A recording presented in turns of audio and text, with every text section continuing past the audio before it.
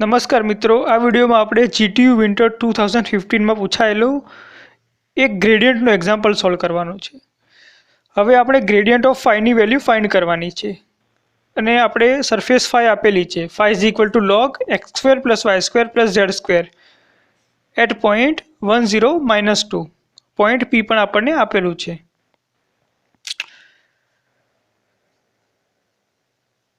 અહીંયા gradient of phi at point P find કરવાનું છે। હવે ગ્રેડિયન્ટ ઓફ ફાઈ એટલે કે del ફાઈ, તો એનું આપણા જોડે ઇક્વેશન હતું કે del phi by del x, del phi by del y, del phi by del z। હવે તમે સ્ટ્રેટ ફોરવર્ડ આ રીતે આપણે પ્રોસેસ કરીશું તો થોડી ડિફિકલ્ટ થઈ જશે, એટલે તમને આ એક મેથડ યાદ રાખવી પડશે। આપણે એનું ફાઈનું છે એનું x with respect to x differentiation કરીશું, with respect to y differentiation કરીશું અને વિથ રિસ્પેક્ટ ટુ ઝેડ કરીશું, તો એ થોડું ડિફિકલ્ટ થઈ જશે।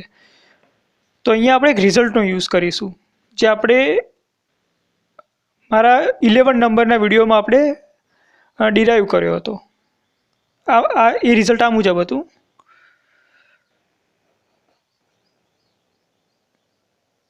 Gradient of log r is equal to 1/r r caret।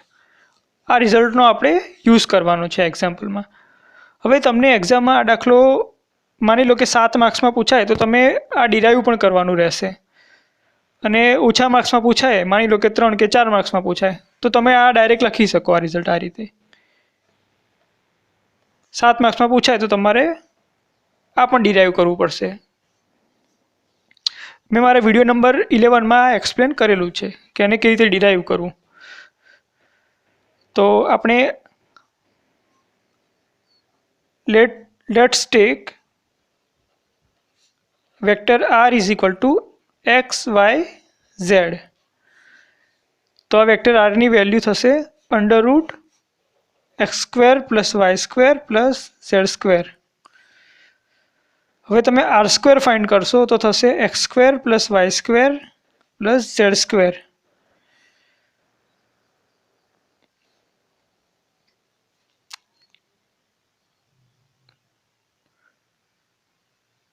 હવે phi is equal to log x² + y² + z² આપણને આપેલું છે।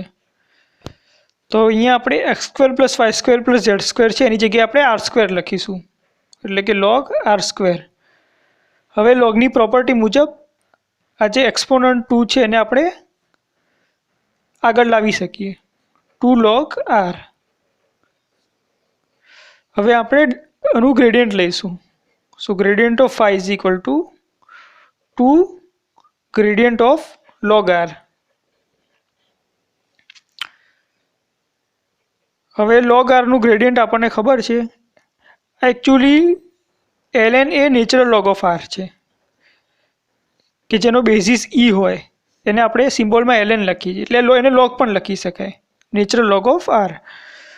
હવે log r છે એનું ગ્રેડિયન્ટ આ ઇક્વેશનનો યુઝ કરીશું। So according to equation number 1, 1/r r caret।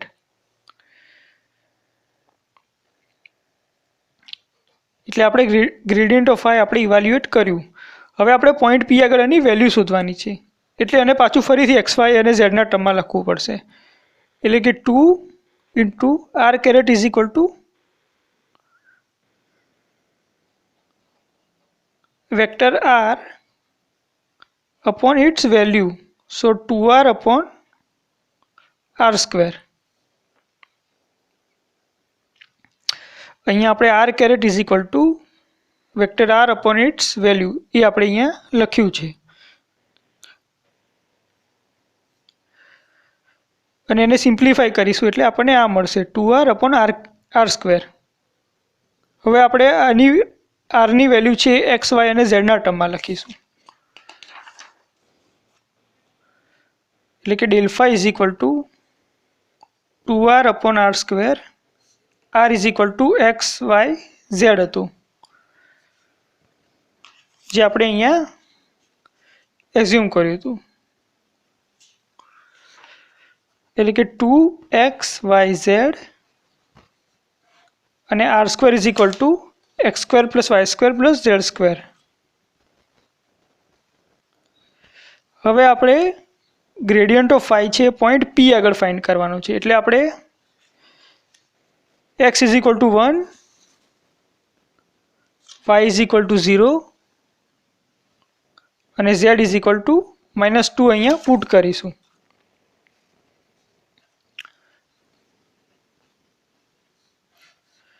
(1² + 0² plus -2²) એટલે કે 2 1 0 -2 1 + 4.